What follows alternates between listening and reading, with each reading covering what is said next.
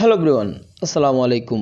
এই ভিডিওতে আমি আপনাদের সাথে তুলে ধরার চেষ্টা করছি রিসেন্টলি আমাদের দেশের SM সাজু অটোমোবাইলসের তৈরি হওয়া একটি স্লিপার বাসকে, যে বাসটি কিনা সবচেয়ে লো বাজেটের কিংবা স্যাঁচড়াও বলতে পারেন। বলতে গেলে এক প্রকার বাসের ডিজাইন কিংবা বাসের ফন্ট আউটলুক সবকিছু মিলিয়ে একেবারে ভিন্ন রকম একটি স্লিপার বাস তৈরি করা হয়েছে। যেমনটা আমি আপনাদেরকে বলেছিলাম, লো বাজেটের বলতে কমপ্লিটলি 80 লাখ টাকায় এই বাসটিকে তৈরি করা হয়েছে। বিশেষ করে আপনারা যদি ভালো করে বাসের বডি ডিজাইনের দিকে লক্ষ্য করেন তাহলে দেখতে পারবেন যে বাসের বডি ডিজাইনটা অনেকটা বেশি হার্ড করেছে, কিংবা বাসের যে বডি ডেকোরেশন কিংবা ক্যাটাগরি বডির যে একটা পেন্টিং সবকিছু মিলিয়ে একটা অন্যরকম সিস্টেম করেছে তারা। সবকিছু মিলিয়ে যেখানে দেশের অন্যান্য স্লিপার বাসগুলো অনেক বেশি হাইফাই কোয়ালিটির হয় কিংবা হেভি লাক্সারিয়াস হয়ে থাকে, এই বাসে আপনারা তেমন কিছুই পাবেন না। সিম্পলের ভিতরে যেরকম ভ্রমণ করার দরকার ওইরকমটাই হবে এই বাসটিতে। এই ব্যানারে একই সাথে কিংবা একই দিনে একসাথে দুটি স্লিপার বাস যুক্ত হয়তো বা আমাদের এই RS বাস লাভার চ্যানেলের অডিয়েন্সদেরকে আমি বলবো না যে এই সমস্ত বাসে কখনো ভ্রমণ করবেন, কারণ এই সমস্ত ব্যানারগুলোতে ভ্রমণ করা মানে কি ঢাকার গুলিস্তান কিংবা সাইদাবাদে যে সমস্ত লোকাল বাসগুলো চলাচল করে ওই সমস্ত বাসে ভ্রমণ করা ঠিক একই রকম প্রশ্ন হয়ে দাঁড়াবে আপনার জন্য। তাই আজকের এই ভিডিওর মাধ্যমে 80 লাখ টাকার কিংবা লো বাজেটের অথবা স্যাঁচড়া স্লিপার বাসটি আমি আপনাদেরকে ঘুরিয়ে ঘুরিয়ে দেখাচ্ছি, এই কারণে যাতে করে ভবিষ্যতে আপনারা নর্মালের মধ্যে একটি স্লিপার বাস তৈরি করতে পারেন। বাসের ভিতরে ড্যাশবোর্ড দেখে কিংবা উপরে ডেকোরেশন দেখে আপনারা হয়তো বুঝতে পারছেন যে কতটা লাক্সারিয়াস ভাবে বাসটিকে তৈরি করা হয়েছে, তাও আবার লো বাজেটের মধ্যে, যেখানে আমি মনে করি সচরাচর অন্য কোনো গ্যারেজ হয়তো এইভাবে তৈরি করতে পারবে না।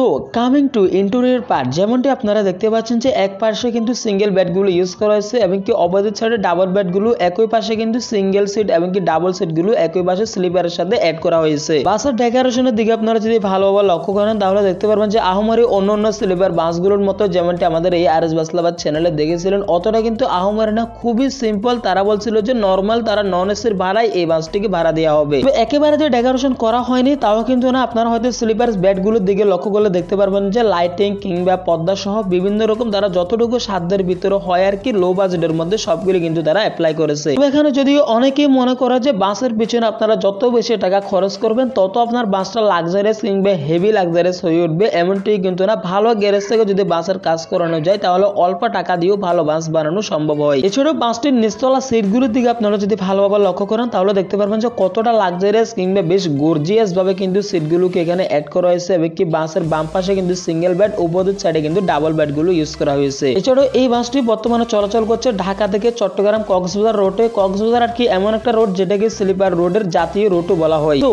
দেশের পরিবহন যোগাযোগ রিলেটিভ যে কোনো তথ্য জানতে অবশ্যই আমাদের RS বাস লাভার চ্যানেলটি সাবস্ক্রাইব করে পাশে থাকবেন। পাশাপাশি আজকের এই ভিডিও সম্পর্কে আপনাদের মতামত শেয়ার করতে পারেন আমাদের পেজের মাধ্যমে। আল্লাহ হাফেজ।